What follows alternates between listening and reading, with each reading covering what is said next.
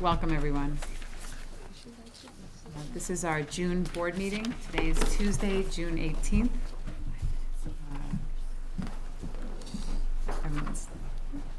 All right, those of you who would like to stand for the Pledge of Allegiance.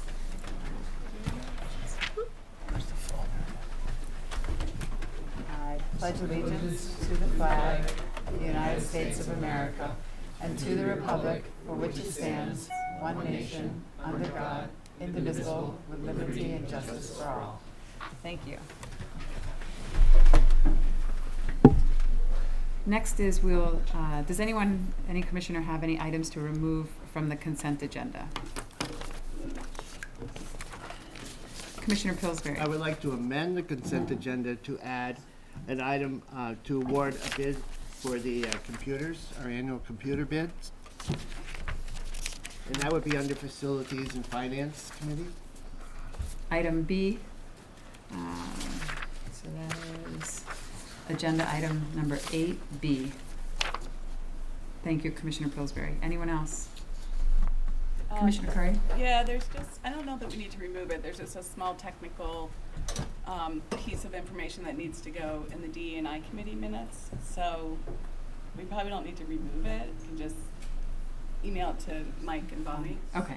So, and minutes in the DE&I report? Yeah. Okay. Thank you, Commissioner Curry. Anything else? All right, may I have a motion then to approve the agenda as amended? Commissioner Sowers. Second? Commissioner Alwell? All those in favor say aye. Aye. Any opposed? Any abstention? Okay, the agenda has been amended and approved. Next on the agenda is public comment. Is anyone here for public comment? And do we have the sign-in sheet? You know what? I'm sorry, Commissioner Fisher is not here yet. So. Oh, yeah, he's right there. Oh, thank you. Sign-in sheet. Oh, thank you.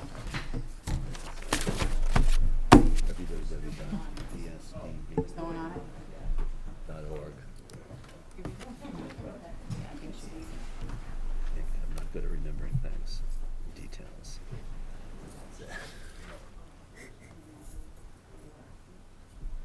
Would anybody like to speak at public comment?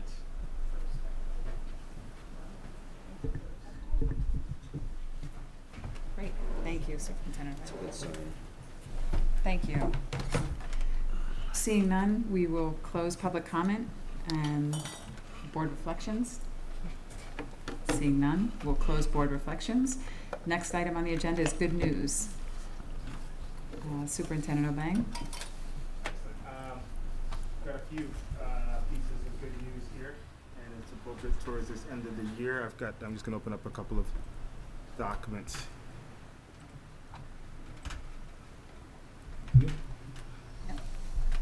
We wanted to recognize Jackson Elder, who is a presidential scholar, and he was also a graduate from BHS this past week. And there's a bit of a blurb that's posted up there. I won't read it. I'll let you sort of take time to read it, but we want to recognize him. I know he had wanted to be here. We had tried to get him here for the last couple of meetings, but these young people have lives. So, but once again, I kind of want to recognize that for the last several years, BHS has had the honor of recognizing national scholars in many respects. So that's credit to our staff and the good work, and of course to the students and their parents for the support they've been able to give them. So once again, recognizing Jackson Elder, and I know that we'll reach out and give him a final congratulatory goodbye as he goes on and represents Burlington as he moves on to his next adventure. I think it would be one thing we just want to acknowledge is just to those in the public who don't know. So the Presidential Scholar, 2 students from the state of Vermont get chosen every year, and Burlington High School within the last 4 years has had 3 Presidential Scholars, and all 3 were graduates of Hunt Middle School. So it's incredibly impressive, as Superintendent O'Bang said, that 2 students out of the state of Vermont within the last 4 years have been 3 have been BHS graduates. So Third year in a row. Third year in a row. So amazing honor. The next recognition is Abdul for Congressional Art Award, and I can't get up on my screen. I don't know if Chair, if you wanted to say some words on behalf of Abdul. Yes. So amazing, you know, again, from 36 schools across Vermont, he was recognized, and there's a picture there with Senator Welsh. Picture of the photo. Oh, I'm sorry. What did you say? Sorry. Representative. Representative Welsh, excuse me, sorry. But again, a student that's come up through the Burlington School District and acknowledged by his peers and by his faculty as well. So very impressive. And Horizons, yes, Jesse and Jada, just great success story. So very cool. Excellent. Want to take the opportunity to also recognize that for the second year, we will be having our Chinese Cultural Exchange Camp this summer. I believe we'll have about 22 students coming this summer from China, and we've formed that partnership, so it's starting to grow. And next year, we hope to continue to have tuition-paying students in our schools throughout the course of the year. And I'm in the process actually working with organization to establish a sister school in China where we'll have the opportunity to send some of our staff to have experiences and staff come here for professional development training as well as students going back and forth. So we're excited that we're on to the second year of the camp. It was very successful last year, so people are hearing about Burlington in Beijing and the China area about coming here, so we're proud of that. So we wanted to share that as good news as well. The other bit of good news we have tomorrow is the Parent University graduation. If you're available, please stop by. 3:30, I believe, it starts. We've had this program. I think this is the sixth year we've had Parent University. We've got 22 graduates, which is amazing. That we know when parents engage in their learning, it directly correlates to student success. So we're happy to see many of our parents accessing this excellent opportunity, in particular newcomer parents who've taken advantage to do that. It's a great networking opportunity for these parents as well too. They get to connect around not just school issues, but also social issues and just regular day things that they might not know that they learn from their peers as well too. All right, and I think I have one more. I'm having a hard time loading on my computer, so.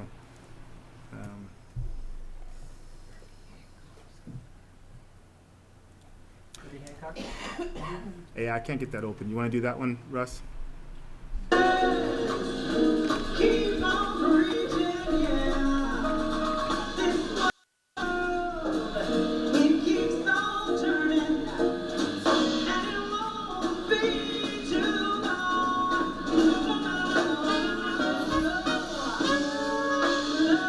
Lovers, keep on loving, believers, you got to keep on believing, stop your sleeping.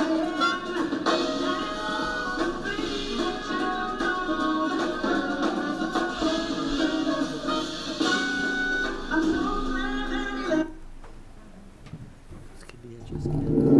So Burlington High Those School kids was were- chosen as one of only a handful of high schools across the entire nation to get not only a free performance by the Herbie Hancock Institute, but then they went in and they worked with all of our musicians and really gave them one-on-one lessons, and it was an amazing experience, and we were thrilled to welcome them. We had Lieutenant Governor Zuckerman was there, as well as Secretary Fisher, and so it was a really French. That's what I meant to say. Perfect. Did I get promoted? Yeah. Yeah, that was up on stage. If you can see, there are four: the saxophone, the drums, the two saxophones, the drums, and the There's a piano player. piano player. They were all high school seniors from around the United States, and this used to be called the Thelonious Monk Institute. It was renamed to be Herbie Hancock, to honor Herbie Hancock and his contributions. It is an amazing institute that's out in California. They embraced our community and our musicians, sharing the opportunities to potentially participate in it. All the students sat captured watching these performances that were arrangements that were created by these musicians and individuals, high school individuals, and then they engaged with the student body after and shared Instagram and ways ways to connect, but inspiring stories and amazing opportunities. So we appreciate the district and Principal Green for making that happen, and the faculty.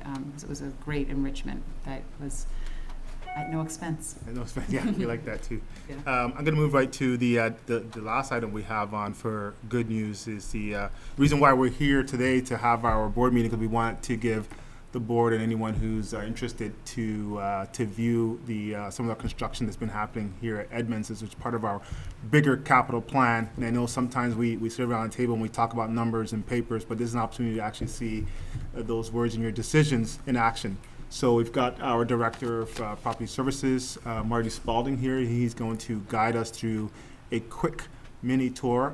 You'll have to excuse the mess. When I was here last week, it was nice and clean. Kids were still here, but now we're really into more construction mode. So there are some areas that we may not be able to see as cleanly as I would like you to see, but at least you'll get to see that the dollars that we put in our capital plan are at work, and it's benefiting our students and staff already. Right? So over to you, Marty. Okay. So, well, we can actually start in this space. This may be some of the first opportunity that people have had in this new maker space. Yes. Test. There we go. So this project, though, was completed last summer, was part of the overall upgrade that we're doing to the space here. So why don't we venture out to the lobby? We can take an accessible route by elevator, or we can have some directed right down the stairs to the new cafeteria. And we're going to allot 15 minutes for the tour, and then we'll Yep. meet everyone if you want to stay. 2 years ago, sort of supported the bond for our capital plan. So this what we reviewed today in terms of the construction is just a piece of the bigger plan, but it's good to actually realize the promise from the plans and the votes and things like that. So hopefully people can recognize and see that their dollars, their investments are in a good place, and we'll be able to usher in a new group of students to enjoy this space as we move forward. And thank you once again, Marty, and Property Services, and the work that you do year round. When everyone gets out, that's when we do the big lifting. So thank you once again, and you'll receive, we'll do some continuous updates on the capital plan in terms of other facilities and other parts, and I hope that we can maybe move our meetings around so we can get the opportunity to see some of the work that's happening across the district. Thank you, Superintendent Obang. Next on the agenda is the Chair's report. Each month, we like to highlight our fabulous faculty and staff. Tonight, we have the pleasure of 3 school psychologists who are going to share a day in the life of them and how they support our Burlington Public School students. We have Michelle Anderson here tonight with representing IEA School, Lily Marino from the Champlain Elementary School, and David Fitzpatrick from Sustainability Academy. If you wouldn't mind coming up, sitting, as awkward as it might seem, it's just communicate. Thanks for having us. Just this open. Floor. This is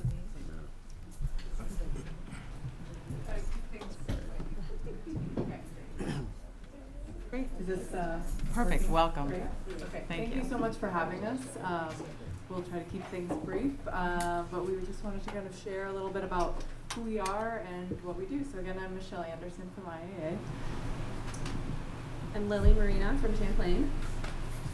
And David Fitzpatrick from Sustainability Academy. Welcome. So if you want to just go to the next one, Russ, thank you so much. So school psychologists in general are not a very well-known position. A lot of people don't know a ton about what we do, so we just thought we'd share a little bit with you. We support students in their learning, we support behavior, we support mental health, and we support school systems, working a lot with adults in the school staff, with families, and the community.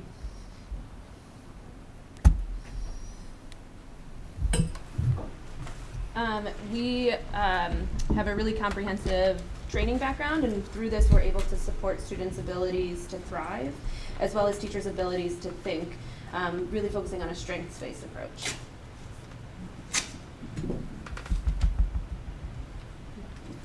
So the types of supports we provide are academic, behavioral, mental health. We do evaluation and assessment, but we also do try and look behind and look at the root causes of why a behavior is happening. So you might see us doing a functional behavioral assessment or thinking more seriously about an individual student or individual behavior problem as part of a behavior support team or something like that. Also included in that possibly is the work that we do as part of the threat assessment team, and considering and thinking about, like, if there is a student that is making something, a harmful situation or making harmful statements, and trying to consider all of the various aspects around that. We consult with teachers, we consult a lot with families, we consult a lot with community-based organizations and doctors' offices to kind of like coordinate care. Sometimes Lily is in some years has spent a whole days at doctors' offices working with physicians' offices to work with different kids. Our goal is to be culturally responsive, so that includes all of the kinds of things that we do, including asking a lot of behavioral, like behavior rating scales for parents. We have to work with the multilingual liaisons and try and make sure that the questions we're asking give us information about the student in terms of their background, but also in terms of behaviors they're seeing. But also keeping in mind that sometimes our questions are phrased in a way that even with the translator are almost impossible to understand. So an example might be, we found at times quantifying behavior, like how much something is happening, it doesn't really translate very well. It might be yes or no. Yes, my child tantrums at home. And then you say, well, how much does it happen? Sometimes, often, almost always, and like that kind of translation, and being able to try and tease out, like, okay, is this being understood, and are we getting like the right kinds of information and adapting to the side? Finally, we have crisis prevention and response, and so when there's a crisis, we are one of the people on the crisis response team in trying to prevent crises, and then in student behavior crises, we are often one of the people that are called to help de-escalate the situation and help, whether that's a student, whether that's a family situation, whether that's a parent, whether there's a mental health crisis of a parent, like all of those kind of things happen and something we would be a part of. Would you mind going to the next slide, Russ, when you get a chance? Thank you so much. We wanted to give you a little bit of information about us as a group. There are 10 of us in the Burlington School District. And our very own Lily is the president of our state organization. I don't think people know that. This is the president of the Vermont Association for School Psychologists. I think that's a big deal, and I think that speaks to the quality of our district and just that, people are often asking us for information about Burlington and what are you guys doing in Burlington? What ideas do you have? We are unique in Burlington because we have so many psychologists and we're embedded in the school system, whereas in the rest of the state, they either don't have psychs on staff or they consult with local agencies, and so we're trying to kind of set a model for the state as to the effectiveness of having school-based school psychologists and the dynamic roles that we can do at our schools and the various systems that we can help support, ultimately trying to house those supports in the district rather than consulting out to different agencies. So we're very proud to have Lily as our VASP president. In addition, many of us also have many other additional certifications that we've sought out to do additional training, additional expertise. Many of us have the credential of being nationally certified school psychologists. David has his school neuropsychology background. Lindsay is also a clinical psychologist. Lindsay is also the Crisis Prevention Institute trainer for our district, one of several. Many of us are part of the Restorative Practices Collaborative and actively involved in those practices in our schools, as well as positive behavior interventions and supports. And different folks have presented at our national conference. Andrew from the high school presented last year on some of his work in mental health. So we just wanted to share a couple highlights of some of our team. And then also we I think as a team, we're also fortunate enough to have a very a wide-ranging training background in different places that we've practiced. So we, I think the majority of us came to Burlington or came back to Burlington to work because we recognize the value and the amazing things that this district does. But the map up there shows all the places that we've practiced. So we've practiced as far as Minnesota and Wisconsin. I've practiced in Kentucky. We've got folks from North Carolina, Ohio, Pennsylvania, and then the Northeast. So I think there's something really special about Burlington that brought us all here. But it's nice to have this multi-state perspective as well. And Jake went to school, kindergarten through senior, right here in Burlington. He's at CP Smith. Yeah. Russ, go scroll up, Russ.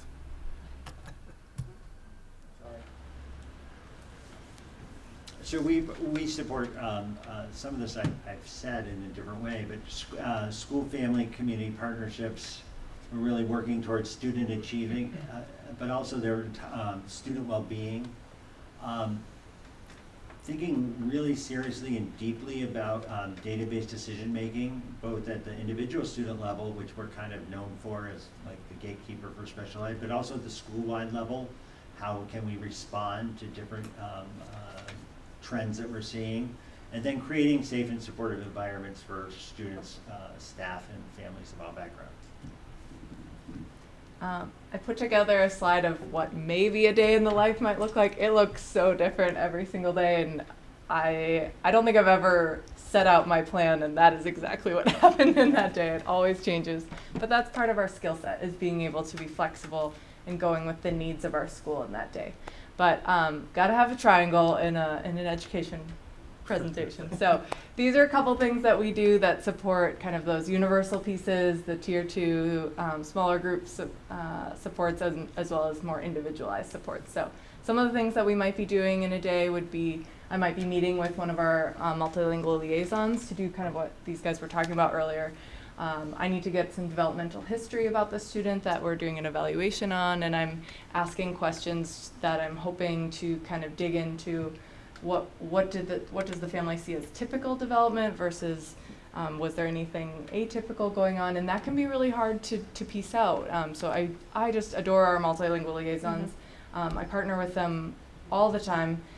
Several of us have gone to their full team meetings with Niaza and the whole team to talk about how can we best partner together in terms of some of the things that have been fascinating to learn about are just the wording. So like in Somali, the word disability, I've learned, is extremely offensive, and it really, for most people, draws to mind like someone who's missing a limb or something. So the idea that we're talking about depression or anxiety or, you know, a minor learning disability in reading as a disability is like, it's just this total cultural shift. So we have to be really mindful of the way that we work with our liaisons and partner and explain these things, you know. And so we'll often be kind of saying, you know, this is what it's going to say. This is what the law requires us to say. What we really mean is your child is learning differently. It doesn't mean that we think they're missing a body part or something like that. So having all those discussions. Another thing that we might do in a day is those individual measures with students. I might be doing, say, a depression screening for a student to see if maybe I want to partner with an outside community organization to get them some supports. I might be collaborating with my school counselor for our educational support team to put together a plan for a student. I might do a group, sometimes partnering with a speech-language pathologist or a counselor or a social worker, doing that on my own. At the larger school level, I might be analyzing behavior data with the principal, social worker, maybe special educator. And then toward the end of the day at a staff meeting, I might be facilitating some professional development for folks on trauma-informed practices or culturally responsive practices, things like that. So And it's busy. one other thing that we do that I guess we didn't think to put on a slide is we also are the people that go into the private schools where students are. So for example, we might go to Baird or Centerpoint or some of the more specialized settings and do some of our assessments there for the Burlington students that are placed there as well. Any other stuff? I just kind of was wrapping up. I referenced a couple of the key position statements from our national organization for more information. I've got some of our emails up there, and we can open it up if there's a moment for questions. if anyone has anything. Absolutely. Thank you very much for your presentation. So at this time, we'll do some board engagement. Commissioner Curry? Thank you for this presentation. It's really interesting, and I know that although we've always had school psychologists, I think we have a bigger program now. So that's exciting, and I really appreciate the way you described your role. I just had some more questions about how you receive and seek out anti-bias training and how you assess, kind of student of color depression, behavior challenges, or maybe referrals from a teacher that might be more related to bias and the underlying kind of structure that racism plays in the classroom and in our schools. And along with that, I'm just curious about like whether you get involved in kind of the systems level for creating systems to kind of give that feedback to the administration and the teachers around how to, wrap that concern around for everyone. Okay. It's a good question. I mean, I think, speaking for myself, I always am seeking out new trainings or new professional development just to kind of shift my thinking a little bit, or taking in new information as the research transitions or as there becomes more direction in the research around this. And then at Champlain, I feel like I have worked really hard to have really close relationships with my teachers, so that way in a consultation model, if I'm recognizing that some of their concerns might be due to their own biases, I'll hear their concerns. I will go in and meet with the student, or conduct observations in the classroom with the student, just to try to get my sense of what's going on. And then it's just following up an ongoing consultation and conversations with teachers around this is your concern, this is what I noticed, this is what I know of the student in history from working with the student for many years maybe. And then just engaging in that dialogue as a way to try to help address some of those biases in a supportive and professional way with colleagues. And then in conversations with administrators around if I feel like I'm seeing kind of a reoccurring concerns come up, I might try to address it at a staff meeting and kind of go for a whole school approach, just to impart knowledge on everybody, because I think everybody is at different points in their learning around cultural competency and anti-bias, and just the more we can engage in those conversations and kind of as a staff and as a school community recognize and kind of work to shift mindsets, I think is really important. Thank you. Yeah. Commissioner Fisher? Thank you for coming tonight and talking to us. Can you explain how you're organized? Are you considered a team? Are you considered, you all reporting to the same person? How do you guys set strategy? Do you do it by school? Can you talk a little about that? So we're organized both at the school level and then kind of corporately at the district level. So in terms of district supervision, we have administrative supervision that happens on a bi-monthly basis with Laura Nugent, who where we review kind of things that are coming up, whether it's with scheduling or whether it's with evaluations or resources, or even thinking about, okay, so we're seeing this common issue come up, and how do we respond to threat assessment? Okay, so what are we going to do about that? Or we're really thinking we need to add more supports in mental health, and how are we going to coordinate that with the mental health committee? So that's the administrative piece. We have what we call our PLC, our professional learning community, where we meet together on a monthly basis, and we kind of review tricky cases. And then at the school level, we're supervised by our principal. And so our principal works with us and kind of directs us, and also gives us some delegates to us maybe very particular projects that they would like work on or help on. Okay, thank you. Anyone else? Commissioner Carey? Yes, I just have a question about the numbers. You said this, is there one in each school? Yes. And at our committee meeting on May 13th, there was a reference to school psychologists and social workers, and the comment was that they had been cut. So I don't know if that has occurred. What's the story behind that? There's a relationship between school psychologists and social workers that exist in each school as well? So, I mean, my understanding is, I know at Champlain, we had a part-time social worker that we shared with Smith, and that position has been increased to 1.0 full-time. And they are contractor, they are dual hire with Howard Center.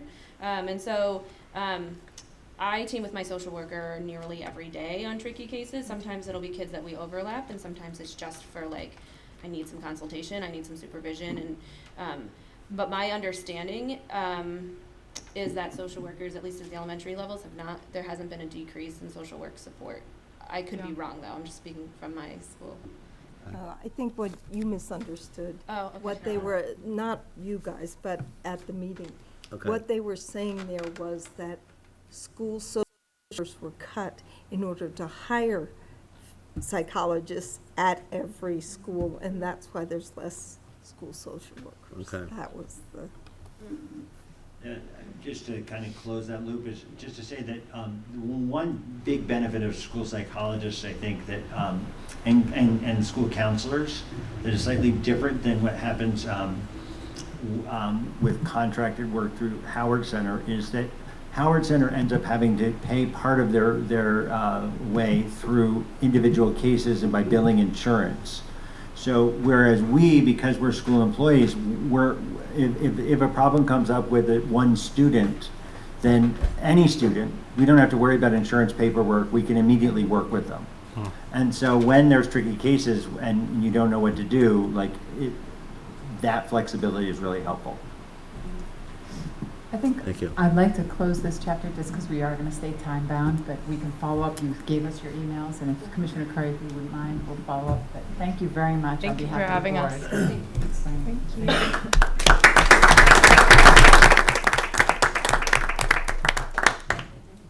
Next on the agenda is the approval of the consent agenda. I so move. Second? Second. Commissioner Carey? Second. Commissioner Pillsbury?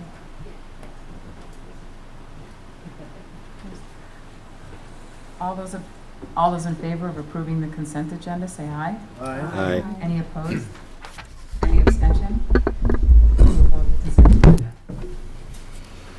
Next is our acknowledgement of our student representative, Isaac Gentleman, who couldn't be here tonight, but we did want to recognize Isaac's service as a graduating BHS senior and a student that was also elected to give, one of two students that was elected to give the commencement speech.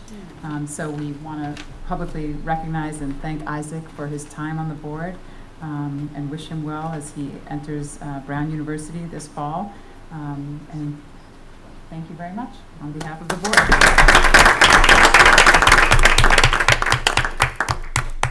Next on the agenda is the committee reports. Community engagement, Commissioner Gulick and Commissioner Waltz. Well, Jeannie and I have had a hard time meeting, so the Community Engagement Committee is on a little bit of a pause right now as Mike moves over to policy government. Commissioner Fisher moves over to policy governance, and Jeannie and I are in the process of regrouping, so we hope to have a meeting sometime in the near future. Thank you. Next is Finance and Facility, Commissioner Pillsbury.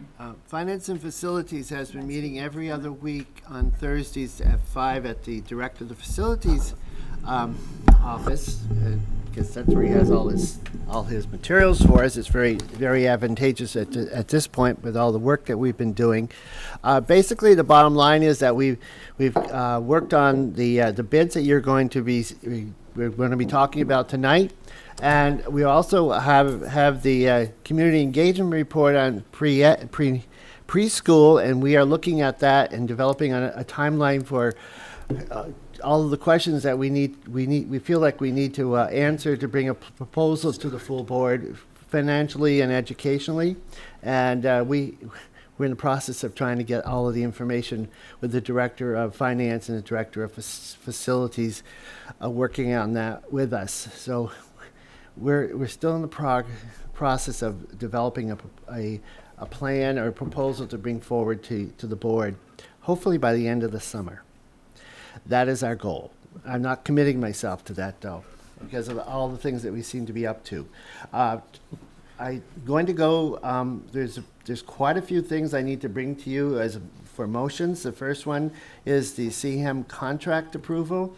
If you'll remember a couple of months ago, maybe now, we told you that we had requested, put out an RFP for people who were interested in becoming our contract management for our high school. Four different companies applied. We interviewed them in 2-hour sessions, and then we spent hours on the phone getting recommendations, and we brought forward the 4 companies to you, and you gave us your support. We have now we've gone through the bid process, and we are going to bring to you tonight a motion on a bid for the company that gave us the lowest bid. I'm going to make the motion, and then I'm going to turn it over to our owner's project manager. And I have to keep saying that because it's not language I understand. OPM, Tom Peterson of Peterson Consulting, is going to explain this. I'm just going to make the motion, and he will explain it. The motion is to authorize the BHS Construction Oversight Committee to execute a contract with Whiting Turner, Nagley and Chase to provide construction management services for the BHS re-envisioning project. Thank you. Do I have a second? Commissioner Goulet? Can I ask Tom to talk? Do you need this material? Yep. Sure. I just wanted to, there's a little feedback there, sorry. Push it away. Just to recap what the construction manager format does for us as a community. By bringing in a construction manager at this point in the process, we can avail ourselves of the expertise of true constructors to help us guide the design development process. With all the input we've been getting from faculty and staff and the work that BRD, Black River Design, has been doing with the plans and the revisions, that's still schematic design. So now we enter into the design development phase, and we can have these folks, the construction managers, help us join the team and help us with constructability reviews, cost reviews, help us guide the design process so that we can get as much value as possible and keep things on time and on budget.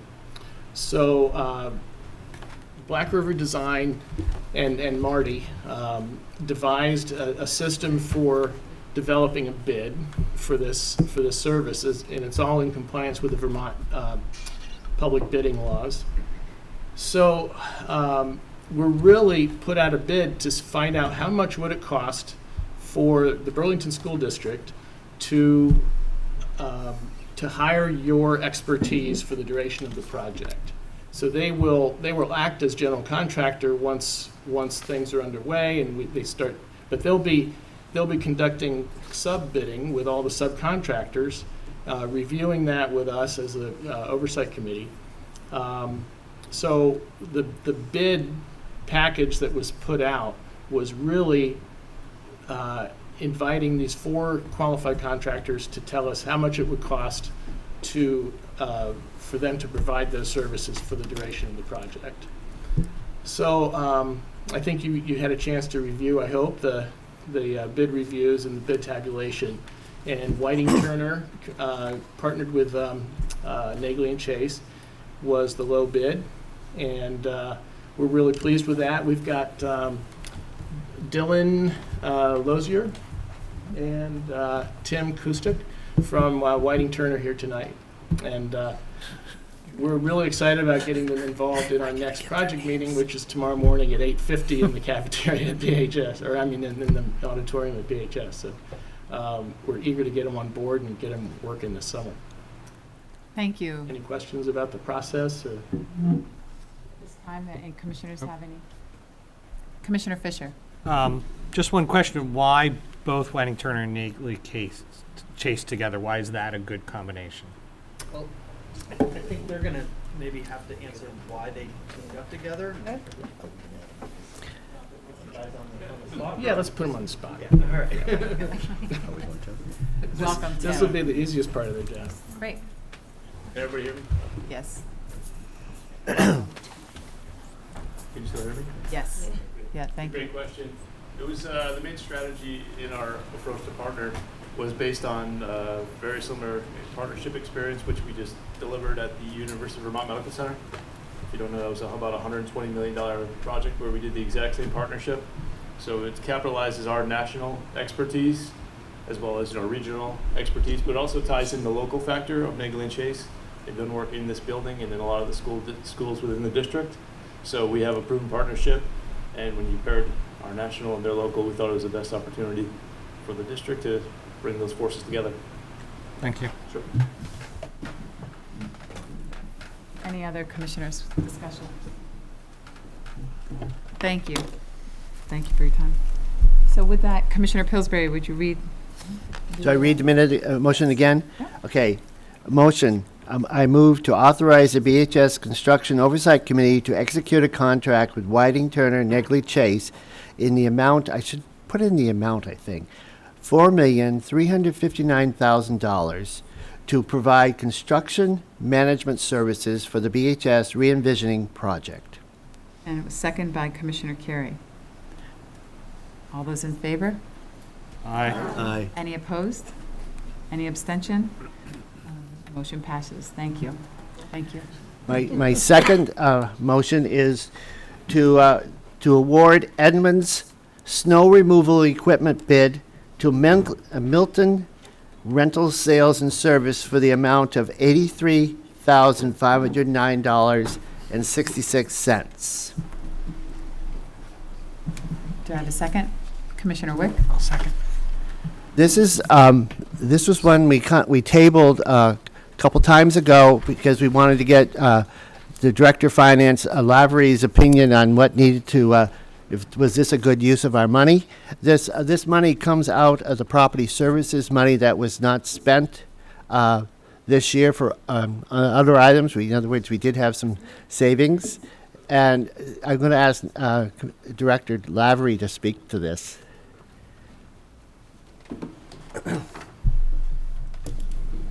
Good evening, everyone. Yeah, I just wanted to follow up a little bit on what Commissioner Pillsbury was talking about. It sounds like at the last meeting there was just some question about this, so I just wanted to kind of rewind a little bit and remind folks that during the FY20 budget development process, we put this item in amongst our request to under the Sustainable Finance and Facilities portion of the budget. And then during the kind of whittling process that we went through, this is one of the items that we identified and said, it's kind of a one-time need. We think that we can take it out of the FY20 budget and instead utilize funding in FY19 that we can carve out to make this happen. So that's why we're bringing it to you now. We want to be able to make good on that plan. I also think that maybe there was some confusion about the role of this vehicle and the need for it, and Marty certainly will jump in here, but I think that one of the big things that this vehicle will allow us to do is not only efficiently clear the snow around this campus, which is a need particularly because we've added additional sidewalk and will have as a result of the work we're doing, but also to do it in a way that frankly doesn't destroy the grass around it. That's one of the problems that we've had right now, which is in the absence of a piece of equipment like this, we have to use a larger vehicle to do some of that work, and that means we just invest all this money in new sidewalks and new grass and all that kind of thing, and then the winter comes and we tear it up.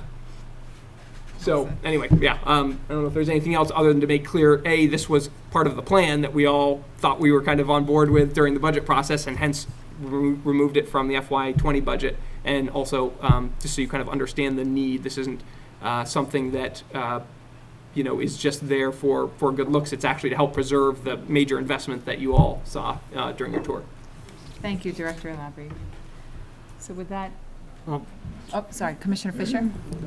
Thank you, Chair Well. So, Director Lavery, I do remember taking it out of next year's budget. What I don't recall is that you said we will find the funds in this year.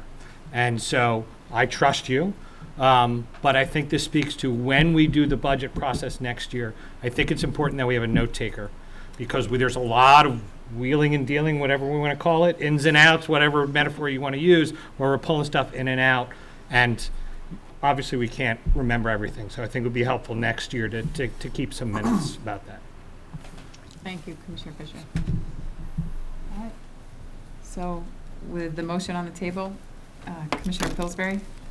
I move to award the Edmonds snow removal equipment bid to Milton Rental Sales and Service for the amount of $83,509.66. Okay, also second by Commissioner Wick. All those in favor say aye. Aye. Any opposed? Any abstentions? Motion passes. Thank you. Thank you. Next. This next motion is for the IEA Sprinkler Installation, which is part of our 10-year capital plan. It's to award the installation of a sprinkler system in the single-story wing of the Integrated Arts Academy to Fire Tech for the amount of $147,525. Do I have a second? Commissioner Waltz, thank you. Any discussion? I think Director Spalding could tell us, this is what we want to get started on for this plan of the capital?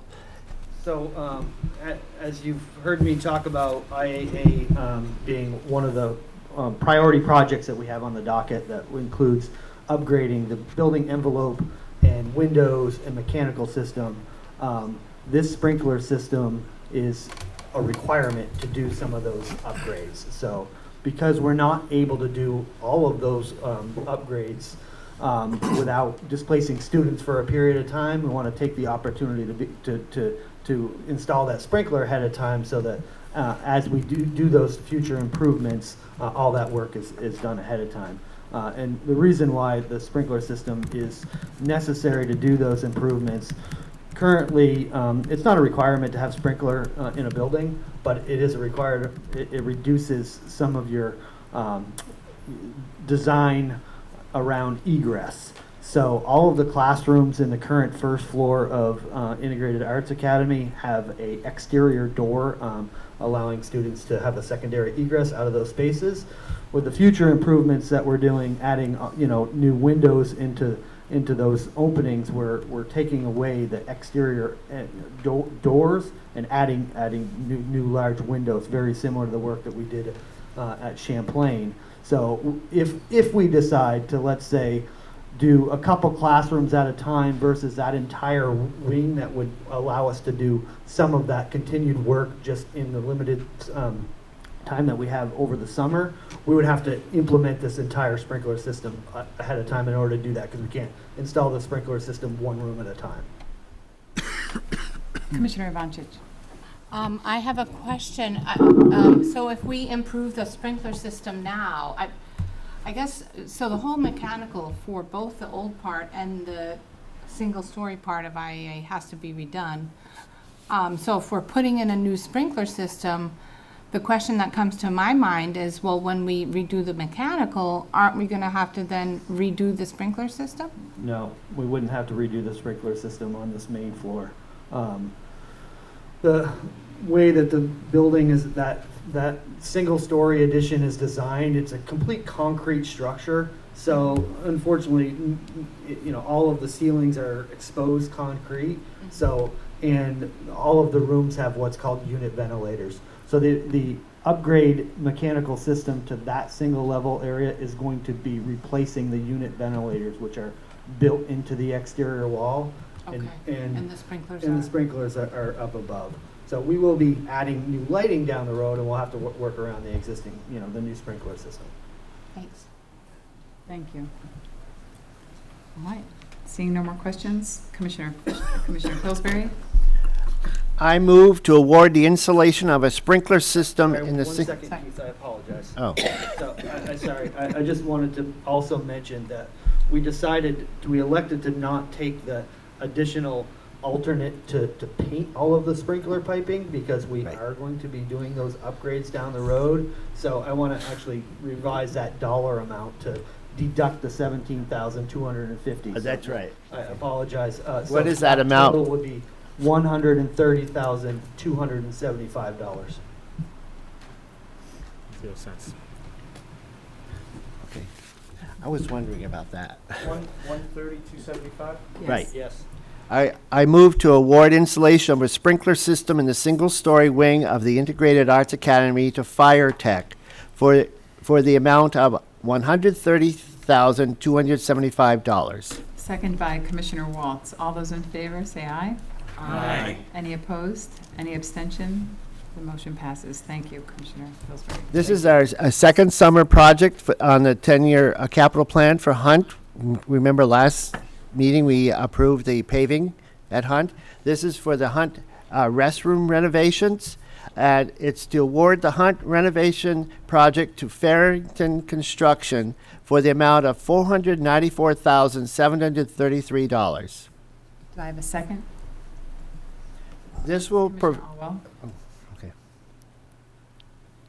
Okay, this will provide, as it says in there, renovation remodel of 10 restrooms throughout the complex to include new sinks, toilets, bathroom partitions, flooring, wall tiles, and lighting, and will meet ADA compliance.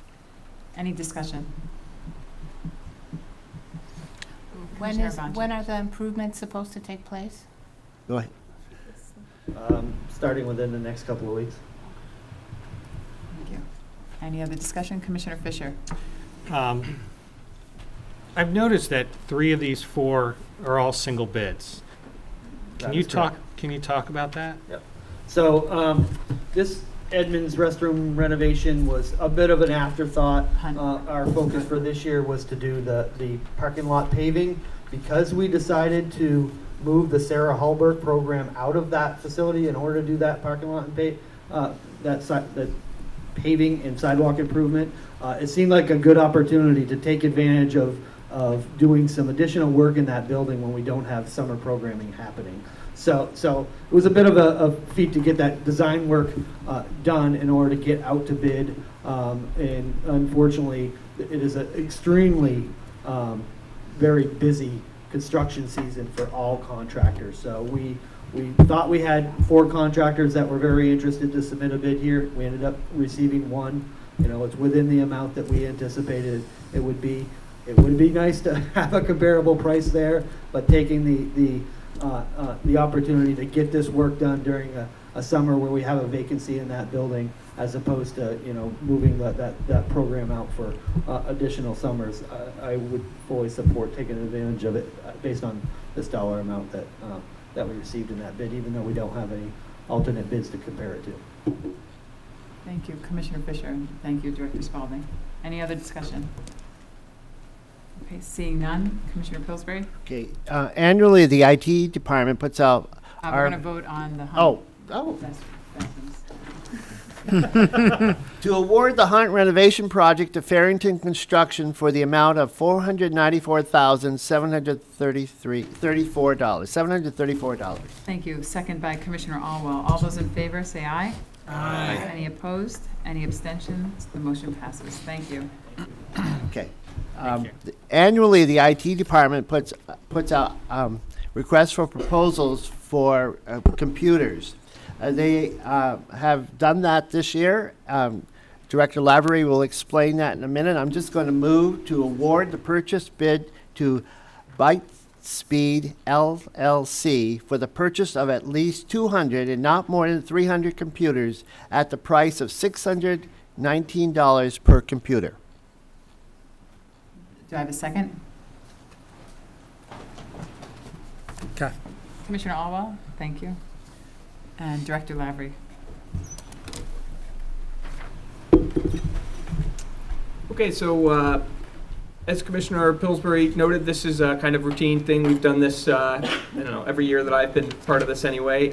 And I think just so folks kind of generally understand a couple things about the process. One is the bids come in, and then the IT team select from a few of the most competitive bids.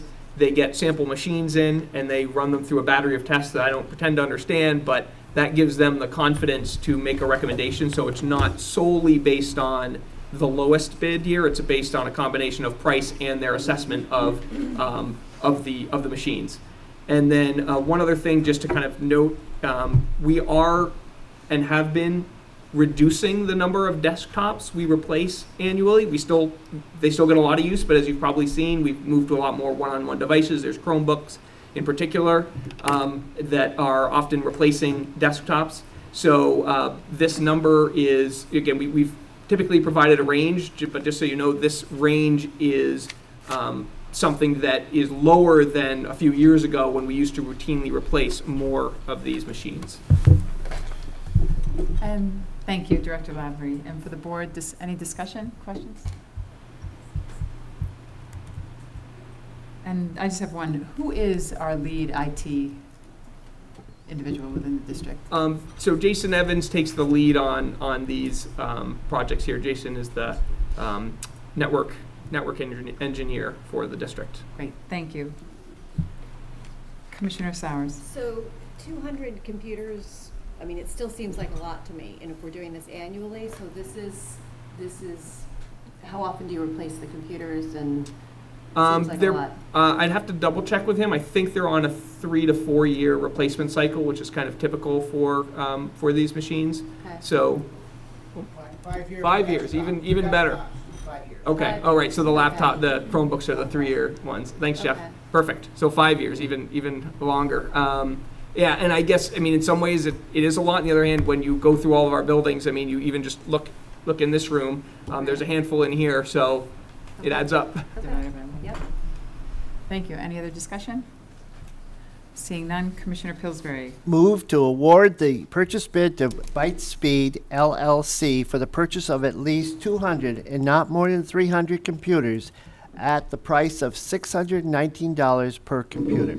Second by Commissioner Alwell. All those in favor say aye. Aye. Any opposed? Any abstention? The motion passes. I just want to say one more thing from facilities. We are scheduling a monthly update meeting for the community at BHS Cafeteria. Our first one will be in July, and I don't have the date right now, but we are going to be doing a community update on our construction at BHS. And Tom Peterson, and I'm assuming the co-chairs will be there to talk to any community members that come. So that's July 18th at BHS, and we'll send the whole board an invitation, and will be publicized through our communications specialist, Russ Ellick. So this will be the first time the public will be able to come and listen in on the progress of the last 6 months of the BHS BTC campus re-envisioning. Thank you, Commissioner Pillsbury, for all that work, and Director Spalding and Director Lavery. Next is our policy governance update. Commissioner Wick and Commissioner Fisher. Thank you, Chair Wool.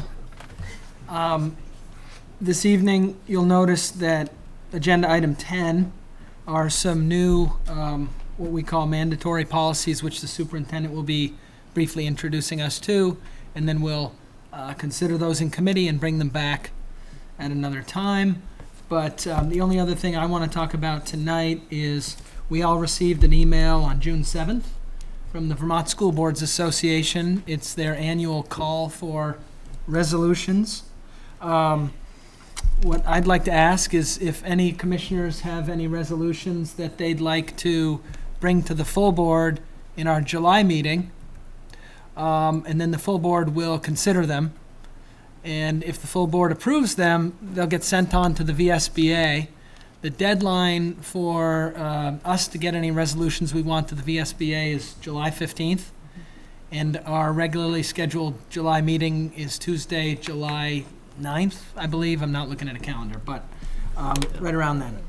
And so, as you all know, I'm not going to bore you with the details, but the resolutions may include recommendations for action by the VSBA, local school boards, the legislature, the executive branch, or other decision-making bodies. So, sort of a policy thing.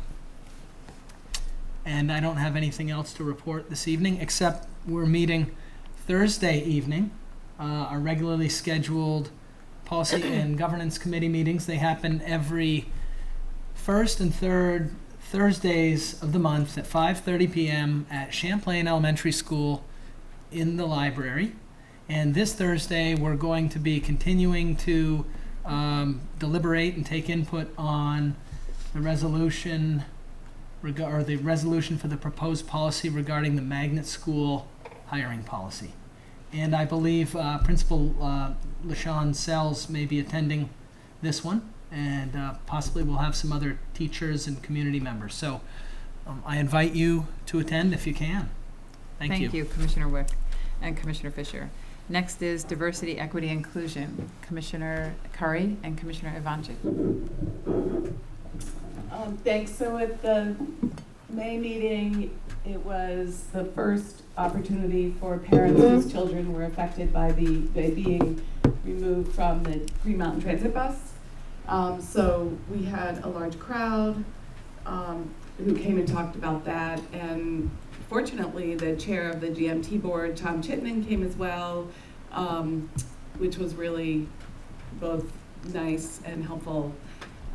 So following that meeting, we sent a letter to the superintendent and the chair asking about our relationship with GMT and asking if we could follow up by asking GMT for implicit bias training.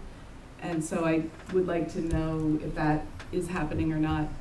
The rest of the meeting, we focused with staff on these kind of strategic planning goals. We had a presentation from Karen Vogel on her new position as data manager, and she went through a presentation that I think was, maybe it's not on the agenda, I can't remember, but it went through kind of the data sets that she is kind of taking ownership over, and will be working with the DELT team on some of the data that's being collected and reviewing it, probably revising the equity report card, and we talked about some requests for new and different kinds of data that's come up over the year. So finally, the committee approved a proposal for implicit bias training for the board. And so I just wanted to confirm that we can go ahead and doodle the board for dates for that. Thank you. And we also had a presentation from Miriam, the head of Estering Catering, the head of EL, about the DELT team and how they were formed and what role they play within the district, and trying to align our committee's goals with the DELT team goals. And we'll be continuing this discussion a week from today at 6:30 p.m. at the Sustainability Academy. So come join us for that. Thank you. Thank you, Commissioner Curry and Commissioner Ivanchik. Commissioner Fisher. Thank you, Chair. Well, so I had interesting conversation with two bus drivers about this, and it's obviously a big deal in their workplace. And so I have some further questions about the arrangement that we have, the district has with GMT. For example, Commissioner Kerr was asking about implicit bias training for the bus drivers. My questions would be, well, what training period has there been for bus drivers who are taking busloads of students? I heard about transit, U.S. federal transit policy stuff. So I have some questions about our arrangement. So I don't know the right way to handle it or who is responsible for that, but I would like to ask that we put this on the agenda for a future board meeting. Thank you, Commissioner Fisher. To address Commissioner Curry's question, one, on behalf of myself as chair and Superintendent Obeng, we recognize the importance of our committee work. This was a timely opportunity to embrace the community that needed leadership and a place to be able to speak and address their concerns within the district. I want to thank Commissioner Curry again, Commissioner Waltz, Commissioner Ivanchik for being present. It was a well-attended meeting, as we said, with community leaders and the press and those families that were affected. I want to thank Superintendent Obeng for his communication, and like Commissioner Curry stated, the leadership at GMT. Superintendent Obeng was highly engaged with GMT for the 3 days, Monday, Tuesday, Wednesday of that week, and we gratefully appreciate the letter that the time that the committee put together to address their concerns within the letter. In speaking with Superintendent Obeng, we recognize Equity District Leader of Safe and Inclusive Schools, Henry Sparks, to take the lead on this, and we will follow up per Commissioner Fisher's request to put it on the agenda for either July or August, depending on availability and schedules. But we will address those.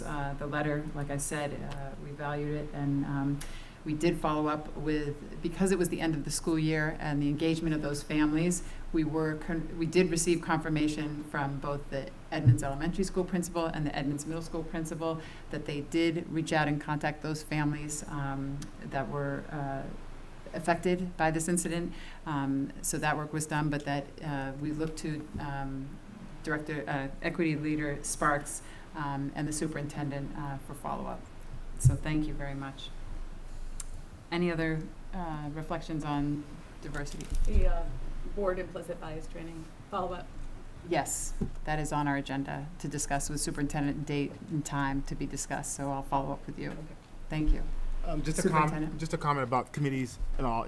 According to our schedule, we do have a recess for staff in July, so board members are looking at committees, right? If you want to, maybe the chair will send a communication out around that, because staff won't be available for those meetings, right? So thank you. Noted. Next on the agenda is item E, personnel and curriculum. Commissioner Carey and Commissioner Alwell. Okay, we met on May 13th at SA. We had quite a few people attend, including commissioners and interested citizens, as well as staff from our schools. The topic was an open discussion, basically, of curriculum and personnel needs in the district. We had very interesting ideas shared, including information about multi-grade classrooms, paras in the K level, class sizes, the equity index. You can refer to the minutes for more specific information about those topics and as they came up throughout the meeting. And then the second part of the meeting was focused on the magnet school coaches position, because at the time there was still some question about what was going to happen to those positions, whether they were going to be full-time magnet coaches or half academic coaches, half magnet coaches. So there was quite a discussion of that. But before I mention that, I just want to thank Commissioner Curry for providing information from about needs that are very relevant in our district from citizens who were not quite able to attend the meeting, that she passed on from the New Americans Public Budget Forum from earlier in the year, and that too is included in the minutes, so it's very interesting to read through that as well. So the minutes provide information from people who were both at the meeting and were not able to attend. The magnet school coach discussion was very lively, and we came to consensus. We had Julie Norman and Judy Klima there, who were the magnet coaches at the time, both of whom have left their positions. We came to a consensus in this group that the magnet coaches should be full-time positions, and we looked at a proposal that would be brought to the board. I'm happy to announce that the board passed that proposal at the last meeting. So the magnet school coaches for the 2019-2020 school year will be full-time magnet coaches. I'm not sure exactly where we are in terms of the hiring procedure for that, and I maybe ask Superintendent O'Bank to explain that a little bit. And then toward the end of the meeting, we have, I think, 15 people who are interested in being on the magnet school task force, which will look into where do we go from here with the magnet schools. Again, I refer you to the notes and the minutes, which are fairly elaborate on the website. Thank you, Anything Commissioner else, Carey. Kathy? Okay. Thank you. Next on the agenda is the superintendent's report. Thank you, Chair. What about? Testing 1, 2, 3. Can you hear me? Okay. Thank you, Chair Wolt. We are now moving into the end of our monitoring policies, and I would particularly like this particular policy. It's called the Global Ends. It's probably sort of all-encompassing, and actually the challenge of this one is to try to reduce the amount of content, because it is the Global Ends, trying to, all the things we're doing to support achievement of our students. And so we provided a document that we're going to go through, and I've got some of our staff here to highlight some of the pieces, and I hope that the board receives this document and recognizes the tremendous amount of work that's been done by staff and the work that's been done by our students to continue to move forward in terms of where we want to go. I don't know if people want to angle themselves so they can see the screen, or if they can see it better from their computers or what, but we'll be speaking from the screen there. So I'll start the global ends. You can see the framework for the global ends, besides the mission and value statements that we have for the district. We've also aligned it with the strategic plan, and you've seen this graphic before, but I thought it was important to show the alignment that we're doing. The first part of the graphic has the Vermont Accountability System requirements, and there are 3 sort of stems to that, and it's really kind of aligned really well with our strategic plan big goals around inclusive teaching and learning, equitable climate and culture, sustainable finance and facilities. So the presentation is within those categories. We've tried to cluster them so that have some sort of organization around meeting the global ends of our policies. Okay, Russ, slide. Yeah, keep going. Okay, Russ. Okay, my understanding is that you all have had this presentation for about a week, so Stephanie and Marty and I are going to try to keep it brief, so we're going to try to move quickly. So in terms of district successes and expanded learning, we served over 1,600 students this year, which is an increase from last year, and continue to have a 99% parent satisfaction rate. Is this on? Yeah, okay. All right, good. And you'll see testimonies in here about just like how it's life-changing for students and it's essential for our working parents. This year, another one of their successes is that they had a successful pilot program with UVM, working with some very, very high-need EL students. They were able to do one-on-one peer mentoring with college students who want to enter the EL field. And so we saw our students at BHS, some of them come out of their shell for the first time and actually make friends in the new culture that they're participating in. But we also saw, and on UVM side, students sort of double down on their desire to work with EL students, in one case even changing their minor to pick up more coursework to go this route. So we will be continuing and expanding the program next year, and we had some great media coverage. Parent University continues to go strong. This year was focused on the opioid epidemic, so it was very, very hard work that the parents were doing to understand what is going on in our, not only our city, but our country and in the world. Partnerships continue to grow, so we now have, I think it's 60 different partners that partner with this program each year in its 6th year. In terms of communication, we are trying to get the word out the best we can. I did a web training for all schools. When I came into the district, I didn't understand that with the new website rollout, not every school had actually been trained in how to use the website. So we continue to have issues throughout the district. Why aren't you posting this? Why aren't you posting it? And it comes back, well, we don't know how. And so I did a web training at every school. I'll be doing that again next year. We rolled out a new YouTube page. We've seen great growth in all of our social media platforms, and we had some major news coverage story with Free Press for the district's decision to celebrate Martin Luther King Jr. Day as a half day last year and the rationale behind that, and then we got snowed out. But on Martin Luther King Jr. Day, that was the front page story of the Free Press, and really, I think, painted us in a positive light. And we were on NECN twice this year, which has local and regional coverage, as you know, for some pretty cool stuff we're doing. Improved student supports. Laura Nugent working her tail off over there. We were pleased to participate in the accessible Gaga pit opening at Flint School. We even got to play a little bit. The students did fundraising. They wanted to build a Gaga pit, but they wanted all of their peers to be able to play too. And so we were able to support that work and promote that work. And she also wanted me to just give a shout out to the Unicorn Cafe, which wrapped up this year. It's been going on strong for many years, but it's a group of special needs students here who do all the promotion for their own cafe. They work one-on-one. They have a variable pricing system that allows the students to do different math calculations throughout the day. And so that wrapped up this year, and she wanted to make sure that we give a shout out for that. There's more on here, so please go through this presentation. Early education continues to be 5 stars. We had 2 more staff that were accepted into the Snelling Centers for Early Childhood Leadership and completed the PDEG grant successfully, and were once again awarded the Preschool Development Expansion Grant. And you'll see that there was some great staff achievements that happened in there as well, in addition to all the work that they did with Commissioner Gulick and the pre-K task force.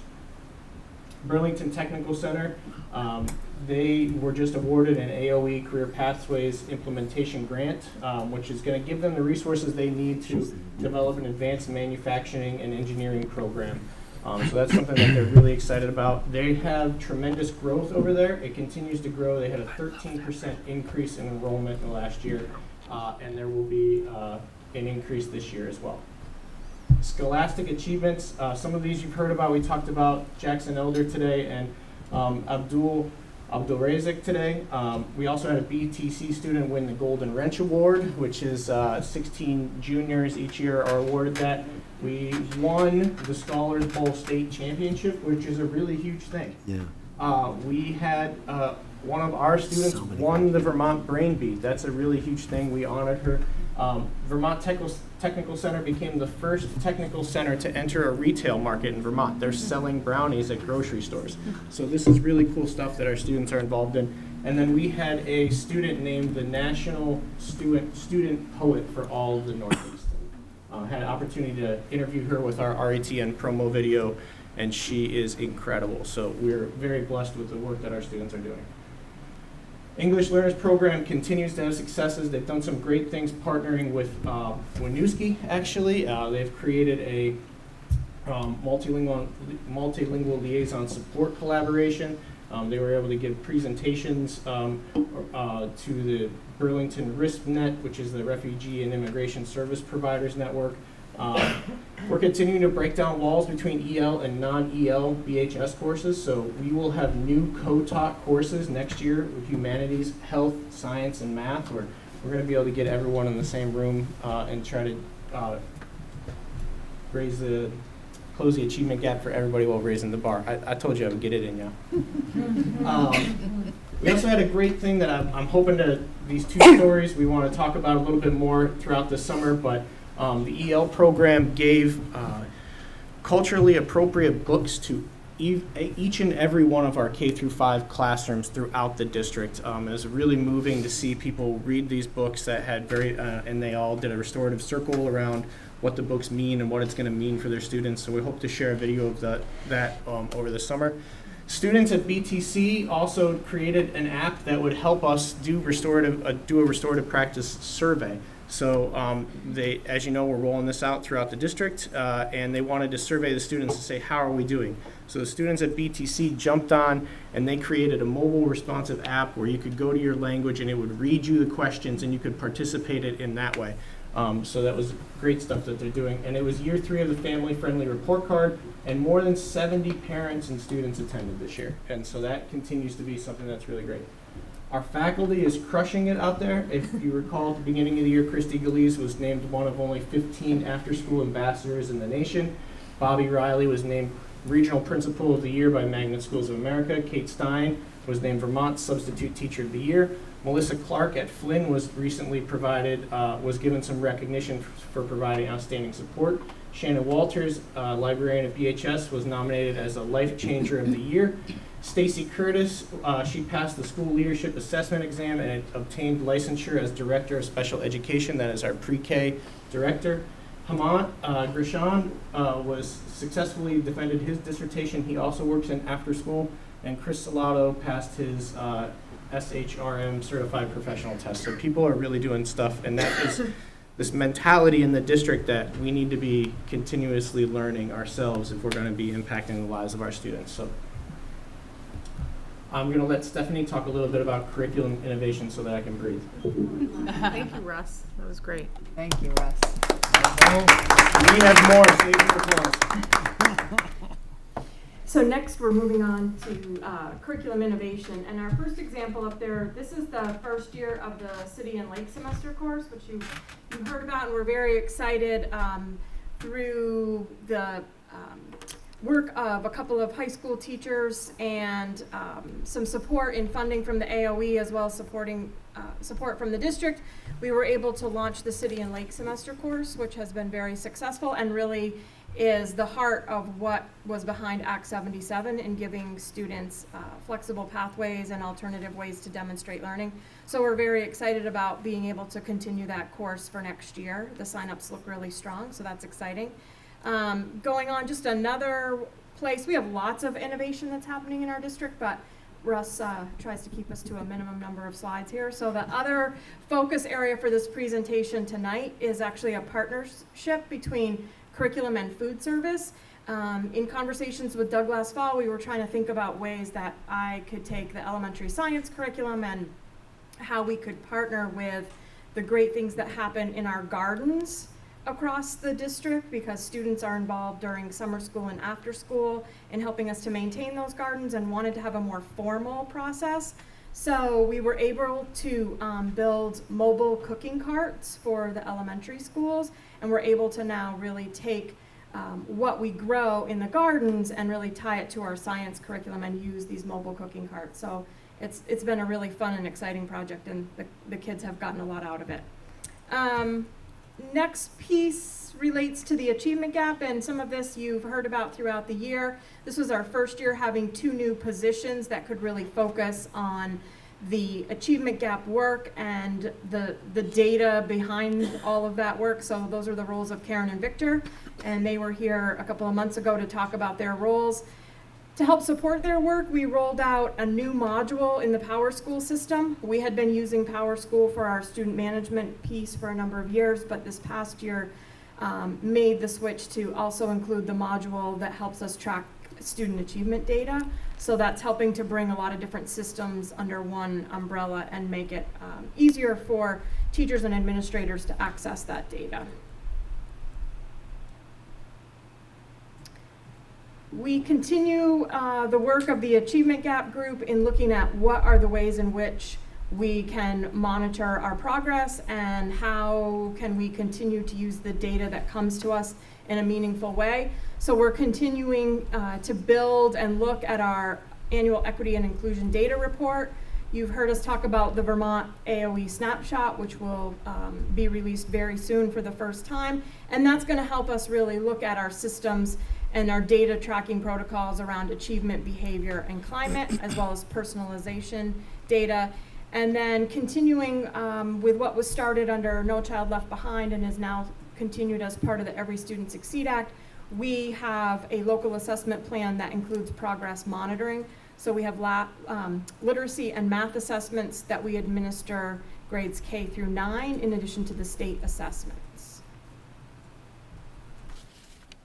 One of the things that we've been able to do this year by having Karen and Victor in their new roles is to really take the data out to school levels and make it more meaningful for teachers as well as the interventionists and the instructional coaches. So we're able on a more regular basis to look at what we have for data and use that as a guide in our decisions that we make around instruction.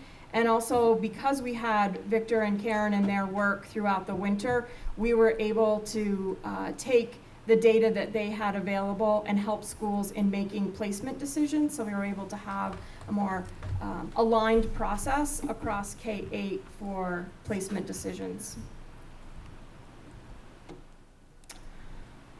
Continuing on with the achievement gap, a couple of big themes. One was the implementation this year of the instructional coaching model that we have across our schools. So continuing that work to really support teachers within effective instructional practices and to expand that looking forward.